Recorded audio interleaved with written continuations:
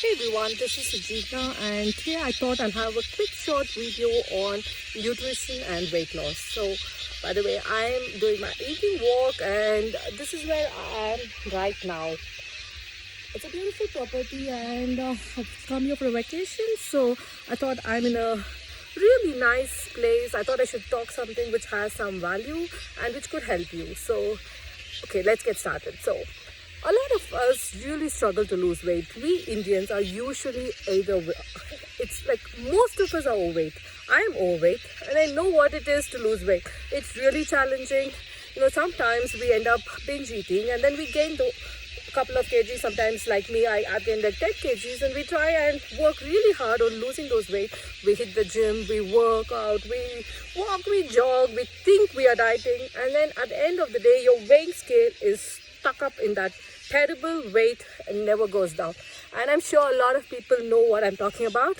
That's why you're listening to me. So there's something I've learned. So I've discovered a lot of things about weight loss, and I am on my journey where I'm trying to lose weight, and this is what I learned. When it comes to balanced diet, there are 4 things that you need to balance on your plate: your carbs, your protein, your fiber, and your fat. So your plate should be a balance of all these 4. So what is carbs? Carbs is a source of energy. A lot of us think that rice is carbs, white rice is carbs, making me fat. It's not true. It is whole grain carbs. So rice, millets, wheat, all these are carbs which are coming from whole grain. But there are carbs coming from vegetables, fruits, jaggery, sugar, everything is carbs. Even your tur dal, which is actually a source of protein, is carbs. So carbs is generally not unhealthy. It's only what carbs. If you're eating complex carbs, which is from fruits or vegetables or healthy whole grains, it's very healthy.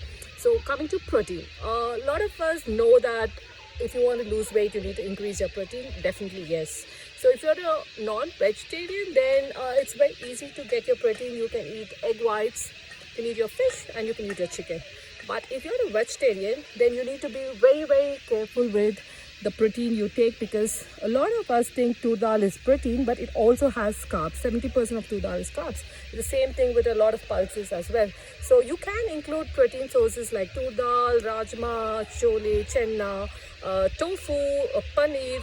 All these are extremely good high sources of protein, but there is a lot of carbs or fat in all these protein sources. So you really need to calculate your calories, your protein, your carbs, your overall calorie intake before you just think it's protein and you start eating it. So this is one trick you need to keep in mind, that even though you're eating a veg source of protein, it has carbs or fat in it. For example, paneer is high in fat. So that's a trick. So you just can't eat paneer like how you eat fish or egg whites. So it's different. The calorie can be really high and can make you fat. And coming to the fiber, you have to eat a lot of fruits and vegetables. That's a no-brainer. 50% of your plate should be fiber and vegetables. If you ask me, I personally believe vegetarians cannot have too much of protein. So it's so important to have a lot of fiber, fresh fruits, vegetables. They're extremely healthy, and they can really help you lose weight faster and keep you healthier, fuller, and more satisfied with your appetite, and not keep you hungry all the time. So the last part is fat. You get good fats from almonds, avocados, nuts and seeds. Fish is a good source of fat. So there are fats, healthy source of fat, but the fat which we know from our childhood is the oil, the ghee, the fried food. That's unhealthy fat, and that's something you should never eat, because that is the reason why we gain weight. Apart from all this, if you're someone who's still having your sugar and coffee, or who still thinks a gulab jam is okay to have after your dinner, I just have to say there's no way you can lose weight. You have to denormalize sugar. You not only have to forget about sugar. I mean, any form of sugar is going to be high in calorie. You might think that I've replaced it with jaggery or honey, but it has to be really measured. A spoon or 2 is okay, but anything more than that is really going to, ruin your calorie intake. Lastly, it's all about calorie intake and calorie out. So calorie in and calorie out. So what you eat is calorie in, and what you exercise, your activities. Even if you drive your car, you're burning. If you're walking, you're climbing your steps, you are working, so you're burning calories. So your net calorie in and calorie out is the reason why you're losing weight. So if you're going to eat a lot and not work out, it's definitely not going to work. But there is a trick here. So a lot of people think I'm going to work out like hours together. I'll run, I'll walk, I'll gym. So I have all the rights to it. No.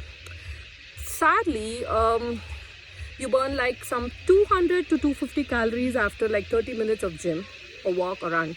That's the max, so maybe even less. But one samosa is easily 300 calories. So there's no way you can eat a samosa every evening and do your walk and think you're going to lose weight. That's not going to happen. So beware of what you eat. Understand weight loss tricks. Understand health. Understand protein, carbs, fiber, fat. I've done my PhD in this. Literally, I'm dying to lose weight, and I've read every possible book. I've listened to every possible video, and today I can tell you I know something, and I have the rights to talk about it. So here we go. A little more tips and tricks as we keep going.